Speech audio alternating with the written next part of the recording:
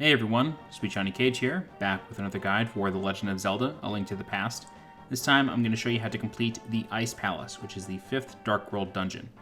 Normally in these dungeon guides I do not do any unnecessary side quests. There are no prerequisite side quests for the Ice Palace, but I'm going to break my rule and we're going to upgrade our sword before we go to the dungeon. The reason for this is because the Tempered Sword basically does double the damage of the Master Sword, so it's a huge upgrade. And the enemies and boss in the Ice Palace are extremely tough if you do not have the Tempered Sword. They take a lot of hits, whereas if you have the Tempered Sword, you can kill basically anything in 1 or 2 hits.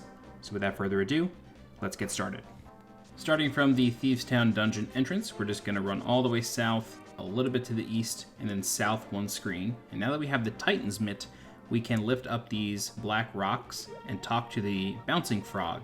The Bouncing Frog is actually the missing dwarven blacksmith from the Light World. He was somehow captured and locked up in that sort of rock garden, but all we have to do is bring him over to the blacksmith's hut in the Light World, and since he's following you, you can just warp to the Light World using the magic mirror. He'll transform back into the blacksmith, and then you can just run into the house. Upgrading your sword will cost you 10 rupees, so enter the house with the blacksmith. He will walk over to his partner, to the forge, I guess, or smithing table. You want to walk out, immediately walk back in, and then talk to the blacksmith that you rescued. He will offer to upgrade your sword or temper your sword for 10 rupees. So go ahead and do that. Then all you have to do is leave the house and then walk 1 screen away from this area. You can actually go quest for as long as you want without a sword. It will be difficult, but it is possible to beat this game without the sword. Many speedrunners do it. But once you're ready to re-obtain your sword, go back to the blacksmith's house, talk to the dwarf, and then he will give you the red sword or the tempered sword. The sword is twice as powerful as the master sword, and it's going to be very, very handy in the Ice Palace. So now that we have that sword in tow, we can head to the dungeon. So the dungeon is in the bottom right corner, or the southeast corner of the screen. It's in a lake, and there is a red stone in that sort of lake area that we can lift up and then warp directly to the entrance of the Ice Palace. You cannot swim to the Ice Palace, you do have to warp there from this one specific rock. So we'll keep on heading this way. You should be pretty familiar with the Light World map at this point of the game. You're not really going to be exploring too many new areas. It's really all in the Dark World for the new exploration. With, I guess, the exception of the next dungeon, actually, or rather Turtle Rock, the second to last dungeon. You do have to explore a newer area that you probably haven't seen yet in the Light World. Anyway, once you are at Lake Hylia, you want to swim all the way over here, swim up this ladder, and then lift the rock. If you are in need of any fairies or you want to upgrade your bomb or arrow capacity, go into that cave on that island and talk to the Great Fairy. There are stray fairies hidden behind a bombable wall in there as well. Once you're ready to enter the dungeon, go ahead and do so. And in this first room, you want to take out the fire rod, and this ice man is going to come out of the wall. Go ahead and use the fire rod on him. 3 jellyfish in this room. The bottom one holds the key. Hookshot is very effective against these enemies. You don't have to kill all 3 if you don't want to, but you do if you want to leave. I guess you could just use the mirror, now that I'm saying that out loud. Use the key on the door, head downstairs to B1. There's a floor switch that's a little hard to see in the bottom left corner. That will open this door. Then we want to push this block to the right, go right back into the room. If you want to kill everything in there, the compass is in there, but we're going to skip that. Push the block up, go to the right, and then there is a floor switch underneath the bottom skull pot here. So go ahead and lift that up, run back through the door, and then hit the floor switch one more time, push the block, and head through the north room. This is where you need to get a little bit creative with your puzzle solving. Go ahead and split this jellyfish, and then plant a bomb next to this crystal switch. Wait for it to explode. It will flip the switch, plant another bomb. Be careful not to plant the bomb in the bottom right corner of that crackable, or that cracked floor, otherwise you'll hit the crystal switch again. You gotta waste a bomb to reset it. In this room there are 2 Stalfos Knights. You want to hit them with your sword once, or with a pot, and then plant a bomb on their corpse to blow them up, and then you'll be able to actually defeat them. Otherwise, they will keep coming back to life. This room here has a moving floor, so you want to be very careful of all the tektites all around. And these little jellyfish and ghost enemies that come out of the walls. There's little holes there. That second jellyfish holds the key. You want to leave the crystal switch as it is, and then come into this room. And there's a floor switch in the bottom left pot, so go ahead and hit that. A neat little trick, you can actually hookshot through the fire pole there. Floor switch in here doesn't really do anything for you, so just skip on over. You want to kill all these sort of like Mighty Duck penguin sort of things, and killing all of them will open up the door. Don't move too fast just yet, because there's this giant tektite that's going to zoom your way once you kind of come out of the doorway. Just bait it to move down again, and then go through the door to the north. Under this pot is a heart piece, and the floor starts breaking. Don't fear, just fall right down. Head through this door in the northeast corner of the B4 main room. Kill as many jellyfish as you need to kill, and then hookshot over to the other side of the pit. In this room, you got a bunch of giant tektites, so do your best to bait them into moving, and then just move around them and head upstairs. Once in this room on B3, you want to kill a couple jellyfish, hookshot over to this pot, and then go upstairs. This room has a couple Stalfos Knights, as well as one of those gold pinwheels that can turn you into a bunny, so you gotta be very careful of that. Go ahead and kill this Stalfos if you do wind up aggroing it. If you hug the left wall as soon as you come out of the staircase, you won't aggro that Stalfos, but I failed. Under this giant block is a small key, so pick that up and then strike the Stalfos. You can kill it if you want, but we're going to be out of this room before it comes back alive. Head through the east, up this lone staircase, and this chest here holds the big key. So with that in tow, we can make our way to the big chest, which contains this dungeon's item, which is the blue mail, which halves your damage. Very, very handy.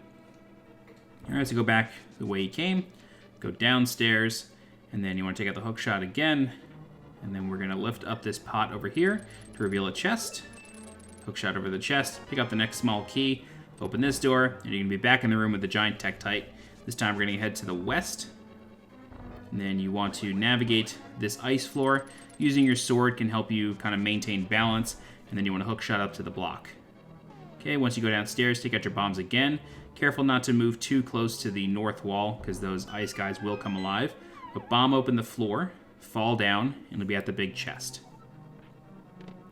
Alright, so the blue mail reduces damage. Very, very handy. Optional, though, and in case you're wondering, you can get the red mail from Ganon's Tower and not have to worry about getting the blue mail. It's optional. So this room, the reason I'm pausing is because there's a big puzzle you have to solve in this room. But before we do that, we're going to head into the room to the east, and we're going to pick up the key under the pot, reopen the door, and then head through. And now we're going to use one of our small keys, or rather use the big key on that door. And then in this room, you want to use a small key on this door. Kill the Stalfos if you have to. Others probably don't need to, really. And then go downstairs. And what we're looking for down here is a crystal switch. So now that we have two small keys, we can open this next door down here. And behind this door is a room that has a crystal switch as well as a pinwheel. There's some various ammo under those pots, and I think a heart or two, in case you're running low. Once you push down the blue blocks, you want to head back upstairs, and you will notice that the blue blocks that were blocking, I'm saying block a lot, blue blocks that were blocking the white blocks in this room are now down, but the red blocks are preventing you from moving through that room. So now we got to make a big lap around this entire lower part of the dungeon in order to get back into that room. This way we can solve the rest of the puzzle. So that's what we're going to do now. Alright, so once the door is open, just head south and then into this room with this really precarious catwalk. Has a fire pole that's just spinning around nice and slow. Alright, just make your way along the ice skating rink here and into this room. And you're kind of home free. Now it's just kind of a long trek around. Go ahead and reveal this chest for a small key.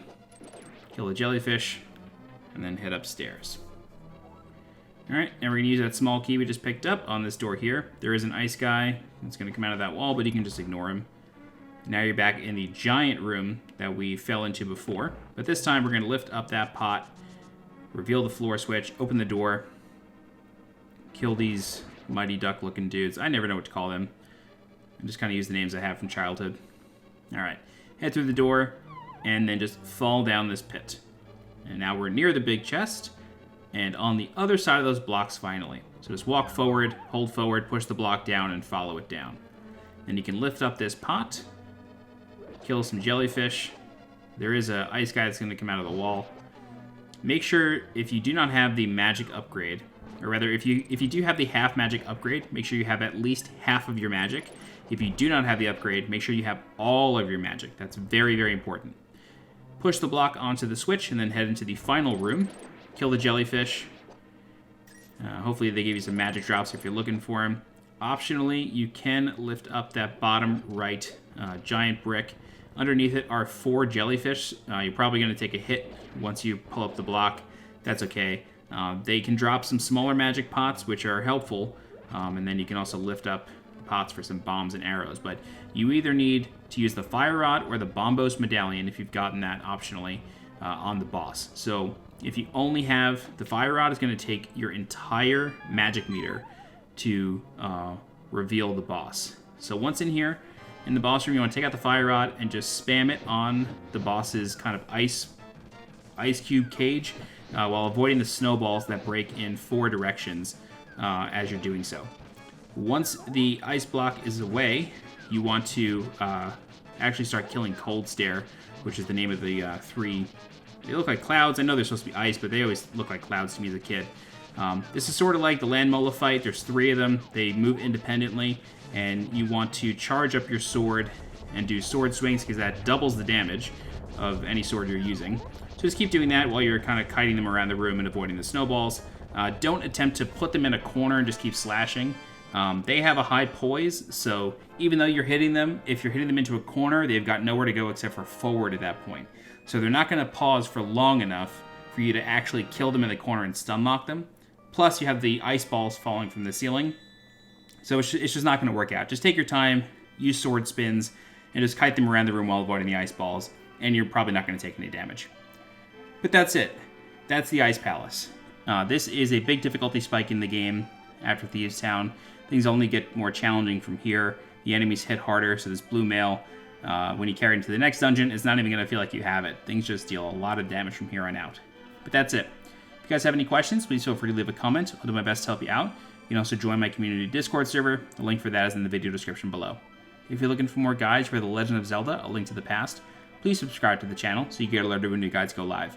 If you're interested in supporting the channel monetarily, please consider becoming a channel member by clicking the blue join button below this video. Don't forget to follow me on Twitter and on Twitch, and as always, I'm SweetJohnnyCage. Thanks so much for watching, and I'll see you next time. Bye-bye.